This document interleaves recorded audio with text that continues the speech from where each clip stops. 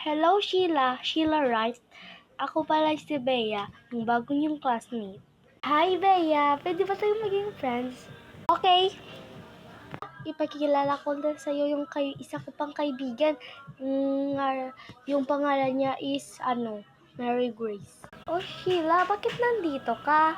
Ito pala yung bago kong friends, transferee sa ating school. Yung pangalan niya is Bea. Magpakilala ka. Hello, ako nga pala si Bea. Pwede ba tayo maging friends? Oo nga, sa ganyan yung tsura, makapagkaibigan ako sa'yo. Hoy, Mary, Sheila, bakit mo yan dinala dito? Ang pangit. Ganyan, bago natin siyang kaibigan, tapos aanuhin mo lang. Saan mo na, Sheila? Pabayanan lang na. Morning class. Morning, ma'am! Suspended ka ng isang linggo, ah. Ito, Mary Grace! Hey!